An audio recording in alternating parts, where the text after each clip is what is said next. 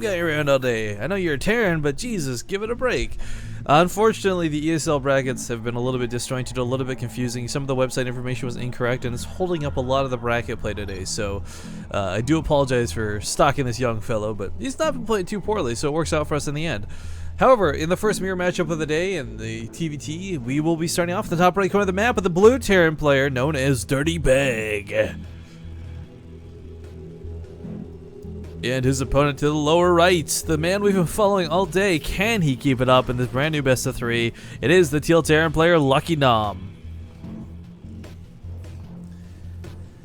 Now quarterfinals was whatever. Semifinals, of course, will seed you into the finals. There's no money tournament, or there's no cash prize for this tournament, QQ, but there's the point system on the ESL ladder, and it's the closest thing there really is to a Starbow ladder at the moment. There's no ranking system in game, and there's no like conglomerate of website that's collecting data from everybody. So this is about as good as it gets to prove who's the best and who's the top, and it's pretty much been Beastie and Goody trading spots, duking it out. The fact that neither of them are playing today, though, kind of works out to allow some new talent into the top pool, I guess. And if Luckygnom, Dirtybag, Lilith, or P can take it home today, we'll see a new name up there on that list. For now, though, this is Starbow Cup number 7. There's been quite a few ones put up before this. Hopefully, eventually, ESL says, all right, this is... start pumping some money into this, because then maybe we start seeing some more bigger names get involved. But for the time being, it's been pretty low-key, I guess. Not that that's a bad thing. We've actually got to see some pretty cool games out of some unknown people, and some pretty terrible games out of really well-known people, ironically enough. I think the very first week we cast Goody in Starbow, like, I would never have said he was going to be a good player, honestly. But now he's like, him and Beastie, Adele Scott, like, these are the top players in Starbow. Now TVT, actually, because I haven't got to see a lot, first off, I haven't seen a lot of mirror matchups in general for Starbow. It's just the way it's worked out.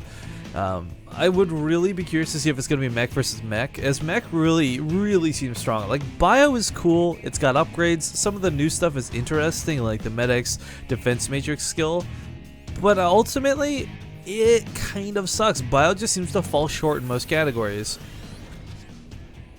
Would really like to see someone try to make it work in this game, though. Maybe it happens, maybe it doesn't, I don't know.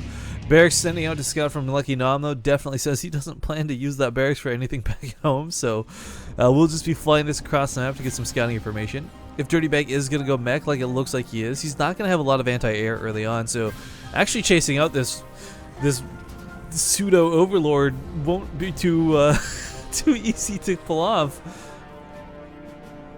It's like a Marine that'll be able to poke at it, I guess. Command's already coming out in base because he wants to keep it safe than sorry. I actually really like this move. I guess rather than slap a bunker down at the front, knowing that the range of the Marines is already so limited as is, just goes for their full off at the top of the ramp to make sure that no run buys will happen later on, to make sure that Dirtybag, rather, let's call him a Dirtbag. Make sure Dirtybag can't sneak anything by. The earlier spider mines I like. I think this is really a cool addition, but choosing to go for ion thrusters is Dirtybag. Now, spider mines cannot arm on other vultures, which is kind of silly. I'm not sure if that's intentional or by accident, but for some reason, workers and vultures are completely immune to spider mines. They will not trigger them. So, going for spider mines early might not pay off too much for Dirtybag, but the ion thrusters will be certainly quite nice to have. Siege mode's actually going to be the choice here out of Luckygnom, though. And the CV is going to be baited into death. First blood. This little corpse hides on the deeper there. But he got to see that the command center was on the way. He saw vultures already out, so he knows that his opponent isn't trying something weird with bio. I don't know if it's just the way that the players have been playing the game, or if it's the way the actual game's designed. But I've really seen like 0% of successful bio in any Starbow cast I've done, and would really like to see something change to make that perhaps a little more viable. I don't know what it is that causes the problem, though, so I will be the last person to give constructive advice. I just know what I want to see.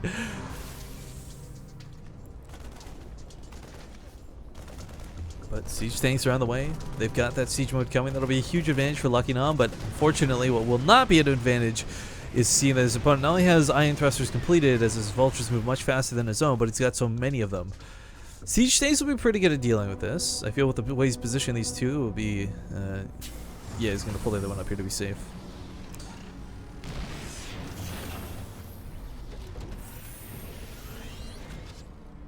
Very limited in what he can do. Dirtybag will secure the natural base. One siege tank could be repositioned over here, perhaps. I don't know if that'd be in range or not, but with the spider mines coming down, that's gonna be an extra level of annoyance he's gonna have to chew through in order to land his actual orbital there. One Marine has been diligently chasing his barracks across the map, but what's actually kind of unfortunate is if Luckygnom loses the barracks, which won't be anytime soon, but he may because it'll be burning soon, he's not going to be able to build more factories, which will be really irritating as he moves into the late game.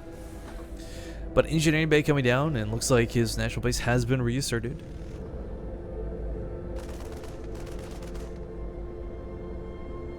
Barracks is not quite on fire, but it's like on the verge of.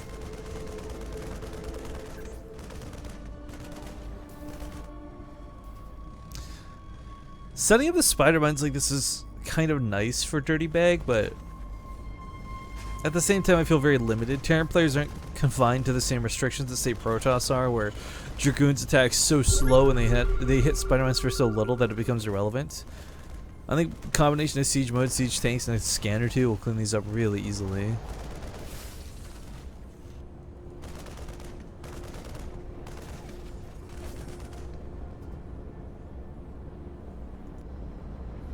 He's really going back with that barracks. Gonna try and get a bit of damage done, I guess. Or not damage, scouting information.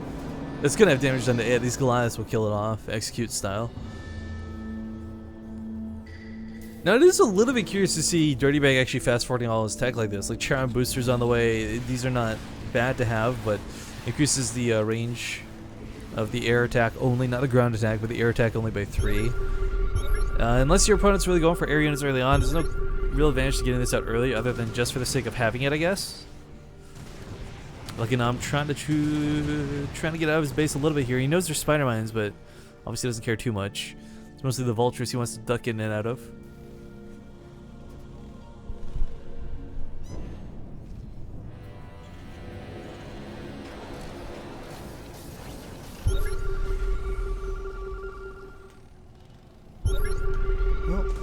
Definitely looking to get out of his base now. Does clean up these spider mines. Finally, completely. I shouldn't say completely. There's still one remaining. Not that it's a real big deal. Luckygnom, of course, hasn't had spider mines of his own up until this point, so we can start trying to lay down a bit of defense line, I guess. I mean, it's... Again, it's not going to go off on the fellow vultures, I guess you call them. Scan going down. We'll just barely nick the tail end of that, so Dirtybag's not going to be moving out as much as he wanted to. We did see his army posturing move towards the middle of the map, but with the dropship coming his way, he does of course have to be a little bit careful, and looks like, yeah, he's not going to be caught up here by this by any means. Were those his own spider mines? I feel fairly confident that Luckygnom's not been able to put any on this half of the map, so I'm not sure what that was. Oh, you know what that was? That was to keep friendly fire from going off, I think. That actually makes a little more sense thinking about it now, but armory on the way here for, well, the second one I should say, for additional upgrades to go off. SVs are being actually picked off here quite nicely, and a couple spider mines have been laid down. Again, these are just going to buy these vultures a little bit of extra time to get an extra kill or two. Not really going to kill the siege tanks anytime soon, or the Goliaths for that matter, but hey, if they can get one, if they can nick one, more power to them. But being very careful here is Dirtybag, not giving too much away, and being very precocious with his SCVs. Still going to lose about 10 in the end there. Not too bad of a trade for 4 vultures. I think he lost the dropship too, though, which kind of ended up making that second, but...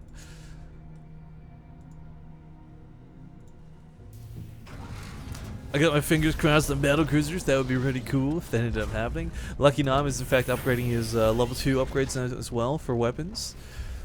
So in an even army fight, upgrades are usually what ends up deciding everything after positioning. Like it goes positioning, unit composition, then upgrades most of the time. I can't imagine it'd be too different for Starbow depending on how and where you take a fight. I like Dirtybag's reactions, by the way. He's really not getting caught off guard by this. I mean, these are pretty good harass tactics being implemented here by our player Luckygnom, but he's just not quite able to get the damage in he wants to. Not quite able to catch his opponent off guard, and a large part of that is, of course, both of them are scanning like crazy this game. Third bases for both have been erected while this is going on. Of course, Luckygnom's a little bit earlier because he floated it out, but in no real danger. Looks like that barracks will finally go down, and Luckygnom's unfortunately going to be a little bit stuck on his factory count for the time being. Yeah, has to build a new barracks immediately.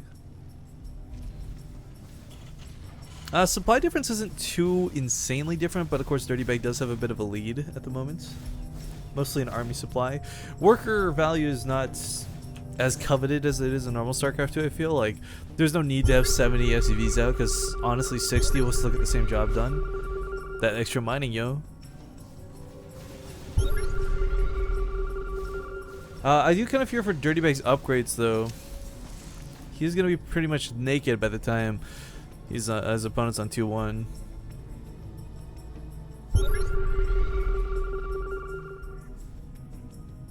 Still scanning like crazy, still trying to find an angle in which you can just run by, but not going to be the case because Dirtybag has some pretty solid control on this map. SV's now being transferred here towards the third base. Bit of a vulture scuffle going on downtown. 22 damage versus 20 damage though, and that's going to be even more so in just a sec.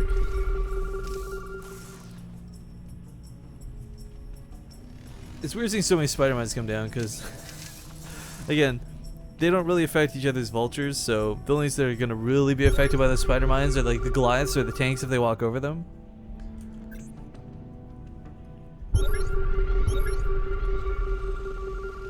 Double Siege Tank is going to try and catch these vultures. They are going to try and get directly on top of them, actually. I kind of like this move, but still very limited on what he can get done here. The splash damage as well as the heavy hitting firepower is just going to knock them right on out. Meanwhile, middle of the map does let the barracks here once again lift off and floated, providing a lot of air vision. It's a bit more durable than, say, like a medevac or a dropship, I should say. There's no medevacs in Starbow.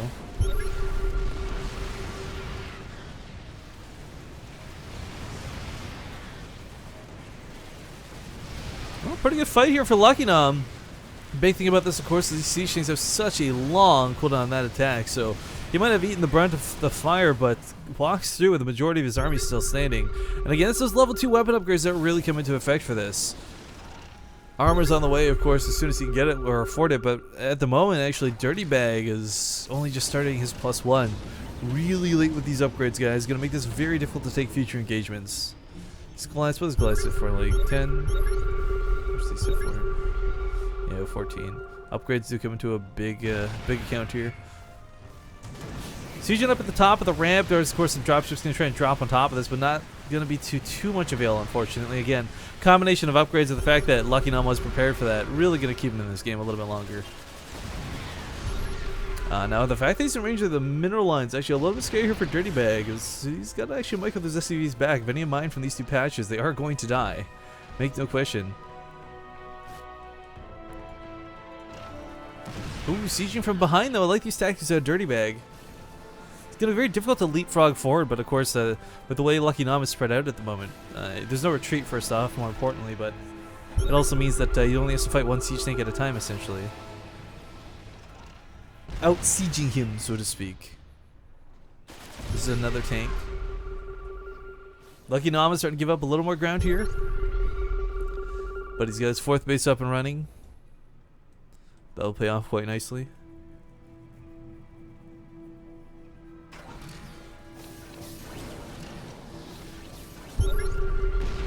Well, looking like he wants to try and break this. I'm not sure this is a great move here out of Dirtybag.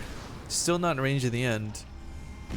And the slow chip off here towards the south is going to finally get shut down with this vulture drop. This base is in no danger of dying anytime soon, but again, if that siege line gets cracked, it could be big problems. Middle of the map has a bit of a scuffle going on. As we can see, vulture grenades don't really do that much to Goliaths, unfortunately, but the siege tanks certainly hit for quite a punch, and they will push through this. More siege tanks going to go down for Dirtybag, and this is, it's not game over yet, but this is not looking too good for our blue Terran player. Finally manages to break the siege line here of Luckygnom towards the north, but you know, he had to give up his army in the middle of the map to make that happen. I'm not sure if that was necessarily worthwhile. Looks like he will actually not fully clean this up. There's still siege tanks standing and some spider mines there too, so not done with this yet. Vultures are freaking loud, apparently. Both players just scanning like mother flippers right now, just checking all over the map, looking for each other's army. Finally, the north is 100% cleaned up, and these SCVs will not be quite dead, but almost dead.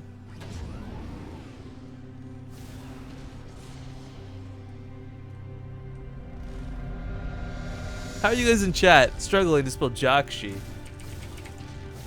Spelled like that. Yo. Yo, yo. I guess that's one big thing to consider. Dirtybag is currently going for this pretty heavy drop towards the main base of Luckygnom, but Luckygnom just needs to really cut the economy out of his opponent. Looks like these dropships are going to be brought back home. Kind of realizing, okay, I should have done or died, but unfortunately, I did neither. But now it might result in a death nonetheless. Siege Tank Siege Up might be able to hold this line. It's going to be pretty darn close, but Luckygnom's got a pretty good handle on this game to the point where he's going to be able to remax no problem after losing this fight. And it doesn't even look like he's going to lose this fight. Coming up on level 3 weapon upgrades, level 2 armor on the way. This is looking to be Luckygnom's game, but let's not forget, this base is here, this base is here. He might lose the natural, but as long as he doesn't lose his production, he will still be in this game.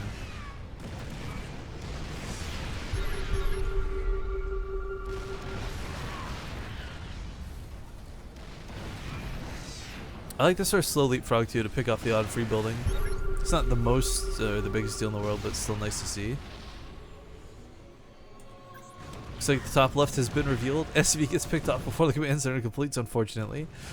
Small run by here towards the lower left will also catch the base of Luckygnom slightly off guard. Is that a full wall off? I don't know if that's a full wall. We'll keep an eye on it.